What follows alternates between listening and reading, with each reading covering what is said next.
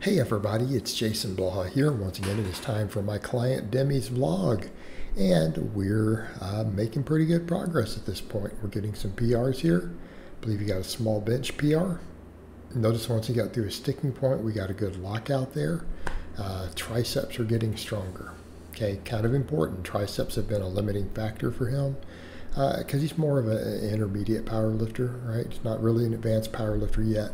And as I said in the earlier vlogs, we just have to continue to get him thicker. He's very tall. So, you know, when his body weight comes up, people need to understand this guy is well above 6 foot tall. Very tall guy.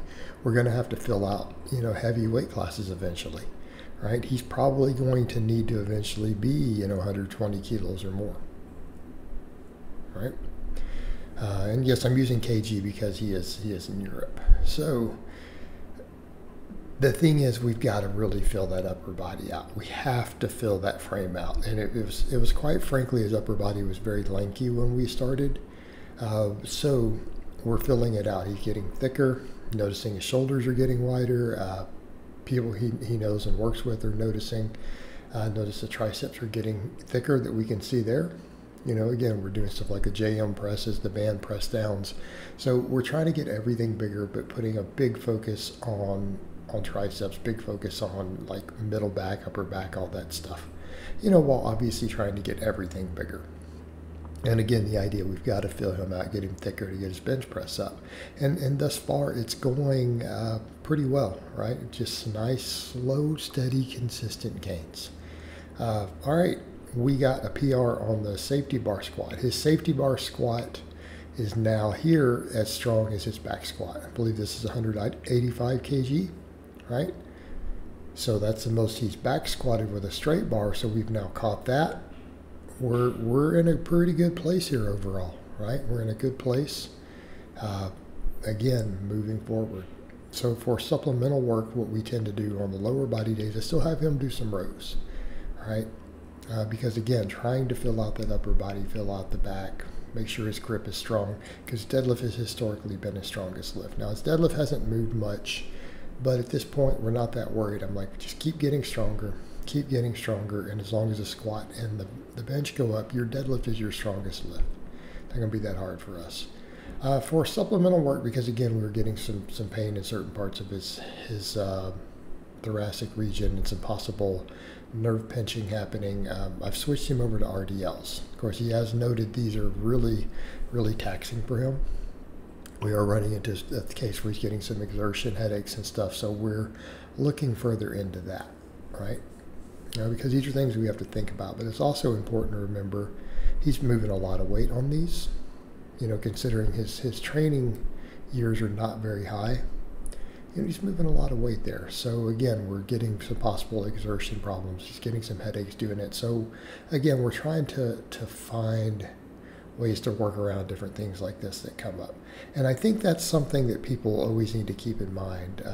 You know, when people start to get minor pains, or they could have different things happen, entrap nerves, you have overuse in certain areas. This is why it's important to look at these things closely and not get caught in, hey, I'm going to follow this cookie cutter template. And I think that's one of the big problems you see with a lot of programs that get put out. You know, free stuff with cookie cutter programs, you know, you can't always work around these individual things that come up. All right, there he is, of course, using his belt squats. And as a really tall guy, the belt squat is turning out to be a bit awkward for him. But he has invested in one, he has it, so we're gonna use it. But it's definitely a little awkward for a guy of his height to find the best positions on it.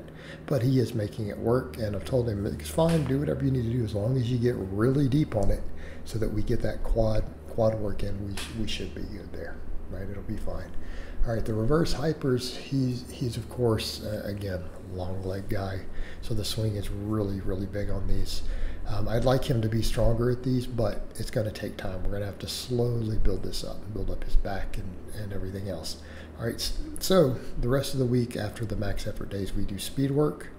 They're pretty straightforward. We do speed benching, and then of course we do speed boxes and then speed pulls on the lower body day. So for his speed bench here, I think he recorded a couple of the sets back to back with the short breaks. But this gives an idea of what I prescribe. I usually like, for most of my lifters, their speed bench to be anywhere between 30 and 60 seconds in between sets, and I think 30 is closer to ideal. Again, we get a lot of work density on speed work because, again, we're using compensatory acceleration for low reps and lightweight. And otherwise, I mean, his dynamic bench days look very similar to the max effort days, right? We do some incline benching, we do rowing, triceps, you know, all those same things, which I'm putting a couple of those in there because they're a little different as far as what he recorded for these versus the other days. But I like to do that so that people can see kind of the different exercises he does. All right, so here we have, again, the high rep band press downs. Of course, he did do JM presses on this day also. Right? And I like the press downs for tendon health. And then, of course, we get to the dynamic effort lower. And I let him use the safety bar for these, mainly because I don't need to keep putting extra tension on his shoulders and stuff trying to do a low bar squat for the speed boxes when he has a safety bar. Because at the end of the day, it's the weight up top is not that heavy. So it almost doesn't matter what bar we use. In fact, you can change things up for just to help avoid overuse, to rotate through different bars. But for speed stuff, I tend to use not just safety bars, specialty bars in general, if my lifters have them. All right, just to give their shoulders a bit of a break. Particularly if they're low bar squatters. High bar squatters, not as big of a deal. Low bar squatters, something to think about if they're going to go that route. And again, for power lifters, right? Keep in mind in this case he is competing in powerlifting. So we do look at it from that perspective. And then of course his other work looks very similar to the max effort day. We do rows, we do some sort of hip hinge. In this case we're doing RDLs right now. And then we do his various machine work. Then again, pretty straightforward, and we just keep moving him up, keep making slow progress, little PRs here and there, and keep moving forward, get bigger, get stronger. All right, guys, but that's really all I have to say on that today. I hope it's been informative, and I'll talk to you guys next time.